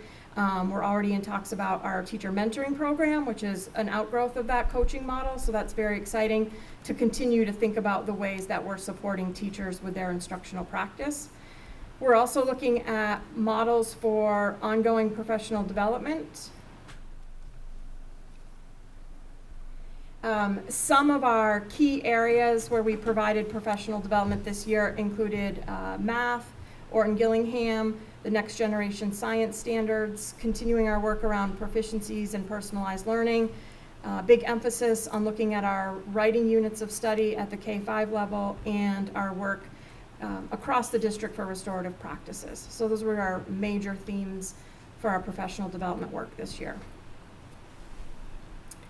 So just starting to look ahead where it relates to the achievement gap is that we are in the process now with the end of school to have the opportunity for Karen and Victor to look at the data that we collected from spring assessments, from our progress monitoring assessments that were part of our local assessment plan. We very soon will receive our state results of how our students did in grades 3 through 9 on the SBAC assessments. So all of that student achievement data, as well as what we'll learn from the snapshot from the Vermont AOE, will help Victor and Karen and the team of folks that work with them directly to really use that to set goals and be able to come back to you in the fall with a set of goals, and then at this time next year be in a place to have a monitoring update that relates to those goals based on the various sources of data that were highlighted earlier in the slides. So at this time, that ends our inclusive teaching and learning section, and we're gonna talk about sustainable finance and facilities, and that is Marty. So I'm going to start with a quick overview of the work that's been done since the bond was passed in November. Even though that was just a short 6-7 months ago, it seems like it's been years of work, and the amount of work that's gone into it since that bond passed. So we quickly developed a BHS construction oversight committee, which makes up Claire, Keith, myself, Nathan, BHS principal, Noel Green, Kate Stein's on that committee. There's 3 other members, one of which is appointed by the mayor, which is Jordan Riddell, which is the mayor's admin assistant, and then there's 2 community members. One is Eric Hostra from Redstone, and Peter Berenberg from the Bagel. So we've been meeting on a weekly basis, sometimes twice a week. Sometimes we have full day workshops. We've been meeting. We've had the architect team meeting with teachers, developing and refining those designs. There was another workshop today that I wasn't able to attend. That was a last chance for the teachers to see the latest plans before they leave for the summer and gain additional feedback to help in that design development process. As you know, we also hired Tom Peterson as our owner's project manager, who was here this evening. Last week we had a CEPTED workshop. CEPTED stands for Crime Prevention Through Environmental Design. This CEPTED design is one of our CHIPS requirement. So we've contracted with Margolis Healy to be our CEPTED certified consultant. The workshop was structured in a way that we had a number of stakeholders participating in the reviewing the current design. So we had the fire marshal, we had our SROs, we had a member of the IT department, property services, all there with the landscape engineer, the mechanical engineer, electrical engineer, civil engineer, etc., as well as with our CHIPS consultant, all looking at the design through the lens of safety and security. And then we're going to have a number of follow-up meetings from that as well. So as we mentioned earlier, we'll be starting a monthly community meeting to bring presentations for community members to come learn about the project starting on July 18th. And we also just obviously brought on board Whiting, Turner, and Negley Chase to be our construction management company. So we hope to get them up to speed, and their first task will be to do a revised construction estimate. So some additional work, as you know, I think we went into great detail about the work that's happening here at Edmonds, and then also at Hunt we have the paving project, also the renovations to the bathrooms, and we are also replacing the bleachers there at Hunt. At IAA we're installing the new sprinklers, and at SA we're also doing some sidewalk replacement there as well. So we're looking forward to the next venture to the capital plans for next year. And rounding out the sustainable finance and facilities is just a thank you again to Burlington residents for passing the budget this year. It's the 5th straight year that voters have approved our budget. This was nearly 70% of all votes were cast in favor. This says Burlington School Food Project, but that actually is my bad. That's supposed to go under Equitable Climate and Culture, which is what we'll begin to talk about now. So there's a new initiative with the Burlington School Food Project. They have identified that there are food insecure families within our district, and they have begun providing meals to those families during district vacations. We've identified over 100 families who would use this service if we could give it to everybody. We cannot right now do that, but we did deliver packages over 4 breaks to 60 to 65 families. Boxes include rice, beans, pasta, cereal, peanut butter, carrots, potatoes, et cetera, et cetera. So we are hoping to expand this next year, and right now we just want to bring awareness to it. They're looking for help with funding. They're looking for help in reaching the people that need this. In terms of restorative practices, this was our huge overarching PD goal of the year. And so the reason that we're trying to do this is for improved school culture and climate for youth and adults. And it's also going to improve district employee culture and climate. In terms of our successes, all professional development was dedicated to RP this year. We trained over 400 employees in restorative practices, including school and district-based departments. Our 1920 budget, thank you board, includes supports for this work next year. We had an RP leadership team formed in all schools, and there is now one in central office now as well. So, you know, we can show that the administration is not only supporting this through budgeting and through this new position, but also it's something that we're implementing and that we're doing in central office as well, leading by example. We established the monthly RP collaborative, which is meetings where it has representatives from every school and every department come together, and they talk about RP challenges, and they talk about how we can move forward individually and as a district. And we conducted a BHS assess inventory and fidelity inventory to see what is still needed in terms of training and what do students still need in terms of training for RP at the high school. We're hoping to do those inventories at the other schools as well. And schools are now holding regular community building circles on a regular basis. So there is a lot of work to be done. I don't want to sweep that under the rug, but we are well on our way to rolling out RP throughout the district. Reading to End Racism continued again this year. We had we had people from many different departments at central office, IT, human resources, superintendent read to some children as well, and it's a national program that promotes cultural respect, social awareness, and literacy. It was a great opportunity, actually. Some of us got to roll out the EL books that we talked about earlier. So these students, we were reading characters that were from their religions and from their cultures, and so it was a great opportunity for those students to connect. We'd like to engage board members to come out on those dates if possible next year. So we'll put it on the calendar so people can make plans. Fantastic. So February, we'll contact you in January. Second annual Beyond Black History Month. We had hundreds attend again. It was a great celebration. We have put it in stone for this year. We have it on the calendar handbook that's going to come out. It's been marked for March 23rd, so we're already working on that. And we're working next year to make it more, the celebration is good, but we want to continue to encourage people to have deep conversations about race and biases and inclusion, and so we want it to be more workshop themed based in addition to that celebration stuff.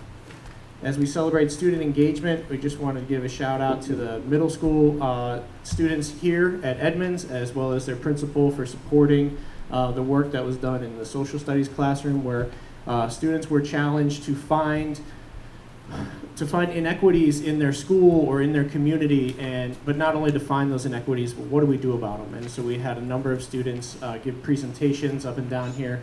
We had WCAX come and interview these students about the changes that they're hoping to make. And again, that was led by Jeremy and his social studies teacher and supported by Meg, who believes these conversations need to get out there, and the students is encouraging the students to have a voice.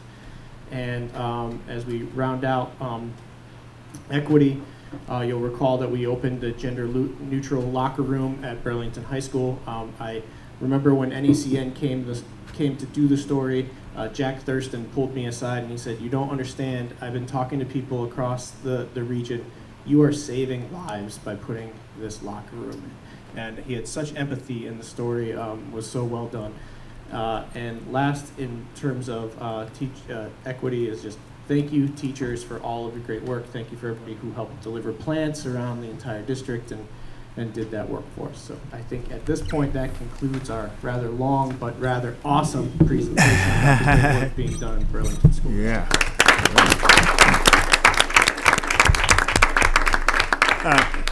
Thank you, Russ and the team. I am very proud of the work that we've led, and also proud of the efforts from our staff and teachers in our schools. You can see, based on the presentation, there's a considerable amount of work that gets done.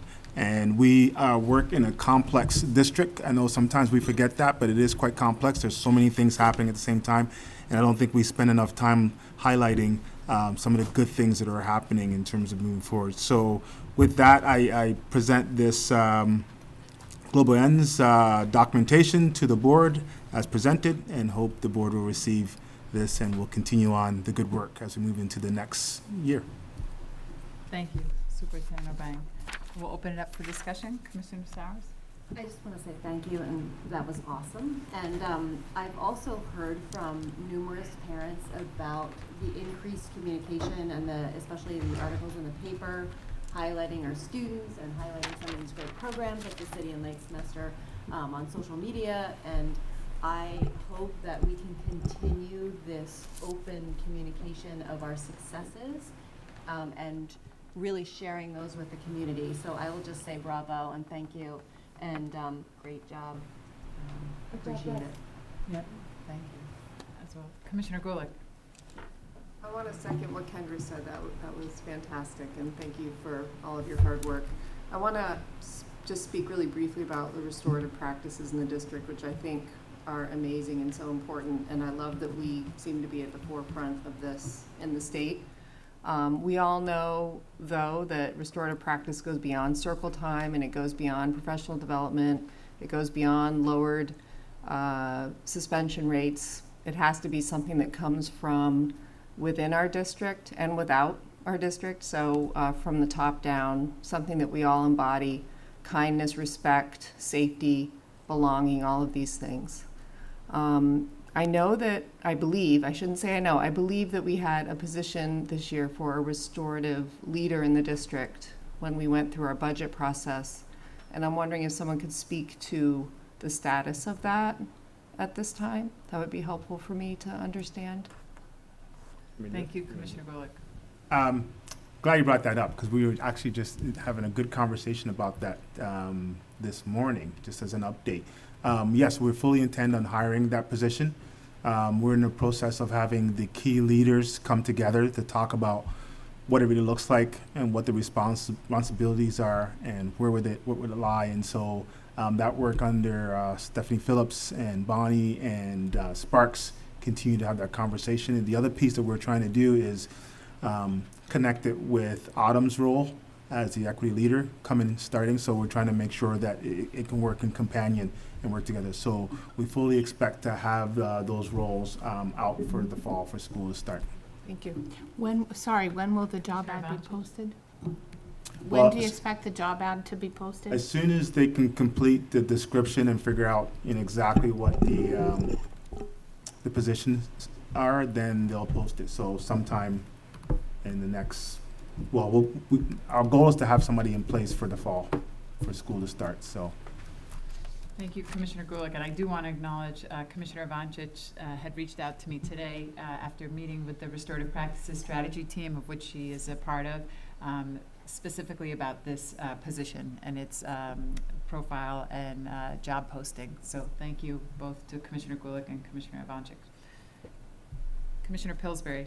I just want to report that I did a presentation at my NPA, the Ward 1 and 8 MPA, on the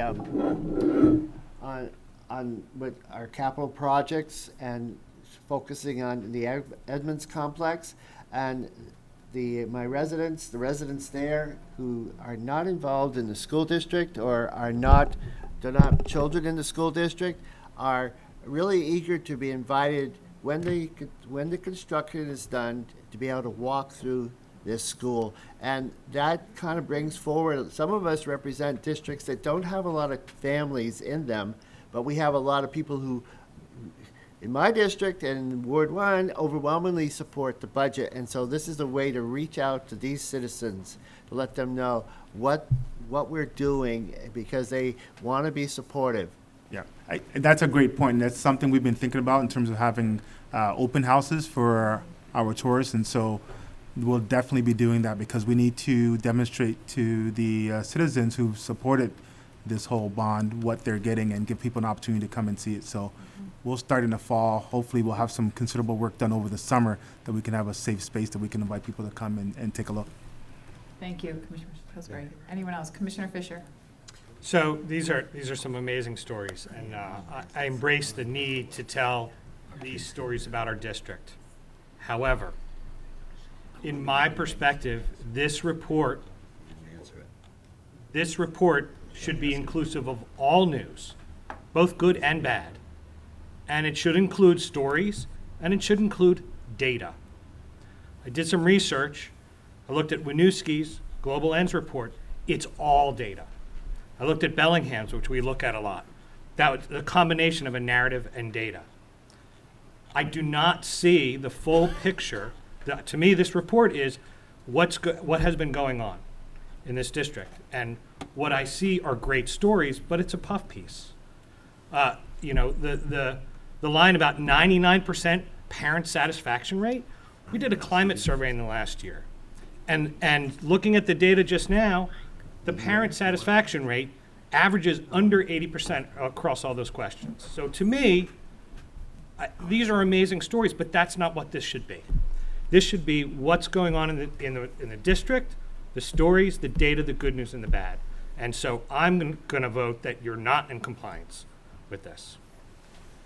Just point of correction, the 99% was for after school. After school. After school. And Thank can I just add that this is the second year that we've done this report, exactly the same model, and I think it's the board's privilege to define how they want to see the report and what information they want. So that's when I think we're going to be doing that in terms of our retreat, in terms of setting the goals and things. But this is the second year we've done it exactly the same. It was well received last year, so we just duplicated what was received in previous years. So if you want to see a different perception of it, then just give us a direction in terms of what we do. The other thing I would say is, if you look at the other districts in terms of the global ends, we also have 1.1, which is more data-driven, which is a equity data report that's all about data and achievement scores, where others don't have that second layer. So we've got like 2 different layers. So that's something the board would want to consider in terms of moving forward. If they want to see something that's more just data-driven, then that's the direction that we would have to do in terms of the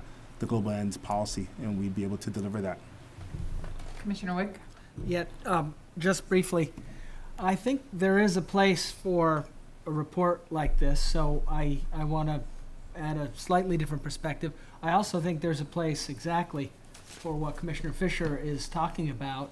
I wonder if they might be, I know they're related, but they might be 2 different things. So what I'm trying to say is I actually agree with both of you in the sense that I think there's a place this time of year for exactly what you just did. It feels great, and it does present the highlights. But then there is a place for more of a data-driven. Thank you for sharing that. And I think one of the things that I know that the group here, we didn't go through the whole process in terms of developing these goals together, but it is a continuous process, right? So it's opportunity to look at, okay, what did we do?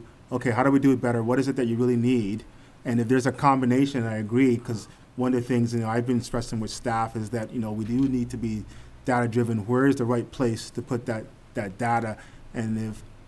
But at the same time, we also want to recognize the good things that we're doing as well, too. And where's that balance? So there's an opportunity for the board to have the conversation and look at all the policies and say, okay, this is what we want to see, and give us that direction, and then we'll produce that kind of report with a bit of a balance. Any other discussion? Okay, thank you, Superintendent Obeng. So with that, I would move to accept the, sorry, I have it right here, Global Ends policy 1.1, year in review, excuse me, in partial compliance? Or Yep, it's to be received. to be received in partial compliance. Any discussion? Do I have a second? I'll second that. Commissioner Wick? All right, all those in favor? Aye. Aye. Any opposed? Opposed? Any abstentions? Abstain. So, point of order, Chair. Mm-hmm. Just to go back to Commissioner Curry reminded us that the only reason to abstain is that you have a conflict of interest. Correct, Commissioner Fisher. So Commissioner Ivanchik and Commissioner Pillsbury? I abstain because I don't believe in these monitoring reports, and I don't know how else to voice that. I think that these. Well, let me just say I don't have any faith in these. In that, I assume everyone's doing well, doing their work, and they're showing us what they're doing. But I don't like the idea of having to say you're in compliance, but I don't know for sure if you are. That's why I abstain. Commissioner Ivanchik? And I abstain because I agree with my Commissioner Fisher on, I think we need some more hard data to decide whether or not the superintendent is in compliance with this policy. Commissioner Wick? Oh, just point of order / education. What I'd be happy to do is consult Robert's rules and circulate abstention to all the board members, just so we can clarify it. I'll do that. Thank you, Commissioner Wick. So with that, not tonight, no. So I had 2 abstentions. One no. Superintendent report. Oh, you're in the main one. All right. We accept the motion with 8 commissioners accepting Global Ends Policy 1.1. Thank you, Superintendent Obang. Thank you. I'm sorry. Just for the record, you said when you made the motion, it was partially in compliance. That's what we voted on? Yes. Thank you. Oh, sorry, Commissioner Alwell? I just have the question of, I wanted to ask what's the status of the hiring of the magnet coaches? And it has nothing, I know it's not. Yeah. So, point of order, we're gonna go through the monitoring report, and then I thought maybe we on were his finished. next. We're moving on to HR, so we'll let the superintendent first speak to the next item on the agenda. Sorry. Okay. I know your question is not on the agenda, but I'd be happy to speak with you Thank you. if you want. Okay. Moving on to updates. I wanted to bring you a couple of good highlights and updates under human resources and operations, and I'll start with a challenge that we've had. We recently got information that our substance abuse counselors, which we have 3 of them, one at each middle school and one at the high school, the grants were reduced. So, and we know that there's a high need for that kind of counseling in our schools and within the city as well too. So we had the dilemma of what to do to reduce those numbers down or to find a way to recapture it. What we've decided to do is access our contingency to keep those 3 positions in place. At the same time, we're going to be looking for other grants to displace that cost, right? So wanted the board to be apprised of that. You might have heard maybe from teachers or staff members that those positions had lost the grants and we would be losing those positions. But we feel we really need to retain those roles in our districts, and we're willing to temporarily put the contingency in place until we can try to find some grants. That way we can ensure that we retain those personnel and give them contracts and ensure that they'll be back for September for school to open. So it's a piece I just wanted to share with the board just as information, so you'd have that in case you heard some information about that. Commissioner Wick? Do you happen to know, or maybe Nathan does, the cost of that? How much of the contingency fund do we estimate we'll have to access?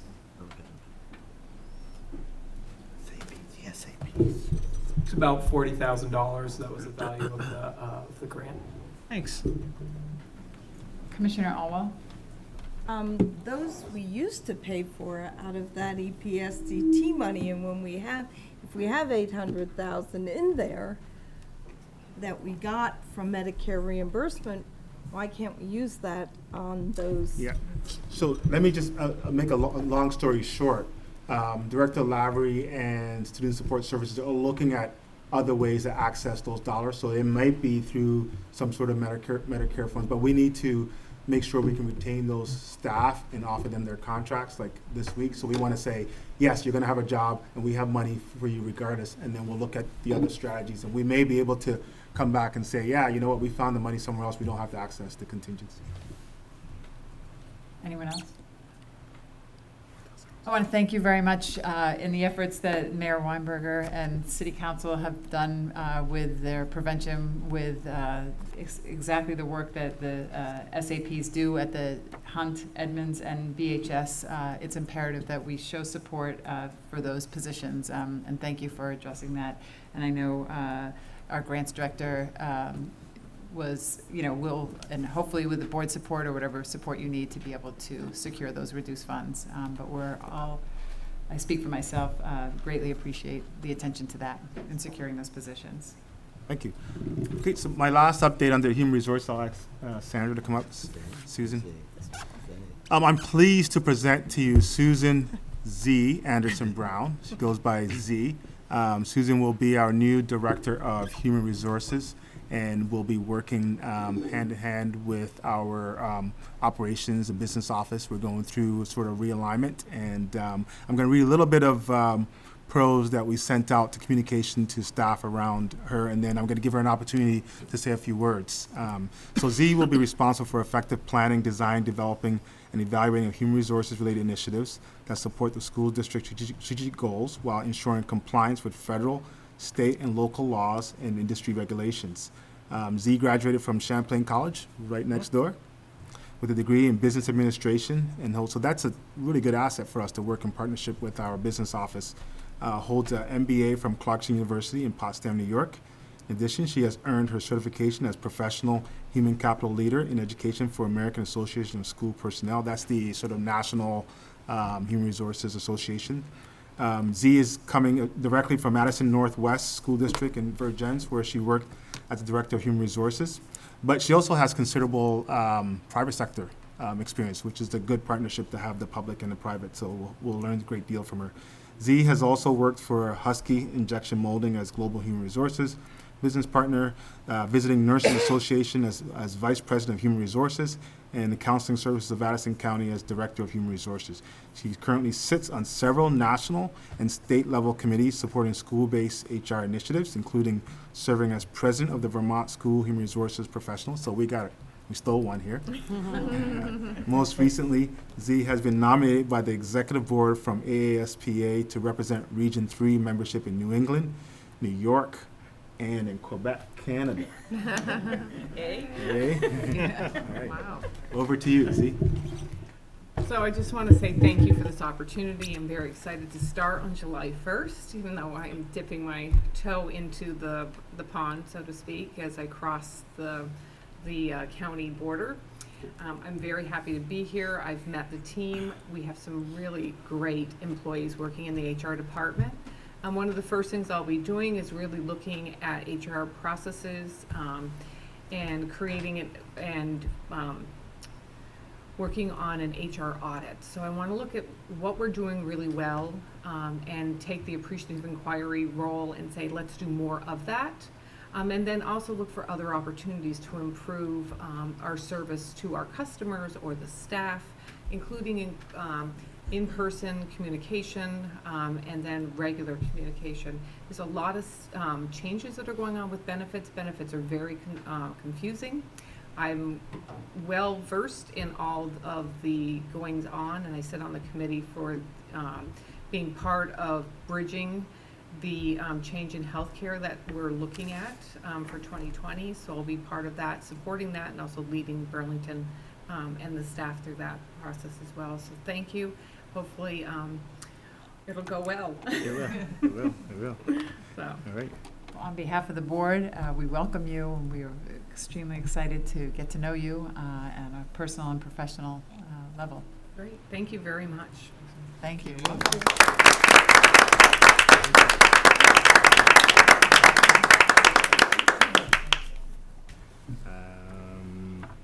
Okay, moving on to mandatory policies. Mhm.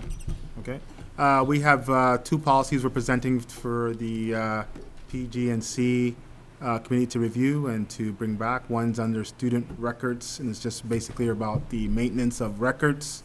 And then the other is pupil privacy, which has some national legislative requirements around that. So we hope the committee can take a look at that. If you require appropriate staff to help in any analysis of that, please let me know, and I will direct somebody to you. Okay. Thank you. So that's just an update, so we're not Yeah. approving it. Okay, great. Next on the agenda is executive session. I'd like to, Commissioner Wick. Okay. You're gonna read that? Thanks. Sure, I'd like to make a motion to consider executive session under 1 Vermont statutes, Title I VSA 313A, bear with me for a moment, 1B, labor relation agreements with employees, and we would make a specific finding that premature general public knowledge would clearly place the public body at a substantial disadvantage. And number 2, I'd couple that with a motion to go into executive session under Title I Vermont statutes, Section 313. Bear with me for 1 second. 313A. Yeah. Labor relations. 1C, arbitration or mediation. After making, including making a specific finding that premature general public knowledge would clearly place the board at a substantial disadvantage were it done in public. That's my motion. Do I have a second? Commissioner Gulick. Any discussion? All those in favor, say aye. Aye. Any opposed? Any abstentions? So we'll move into executive session. So we'll go out the door and right classroom on your. We're back from executive session.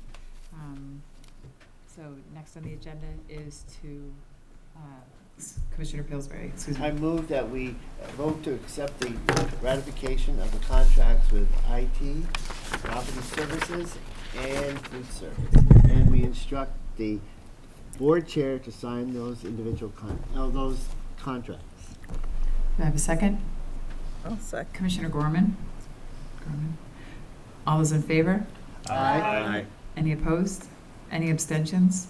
Okay, the motion passes. Thank you, Commissioner Pillsbury. At this time, I'd like to make a motion to adjourn. You have a second? Second, Commissioner Pillsbury. All those in favor? Aye. Any opposed? Any abstentions? Get me out of here. Thank you. Well, the meeting is adjourned. Thank you.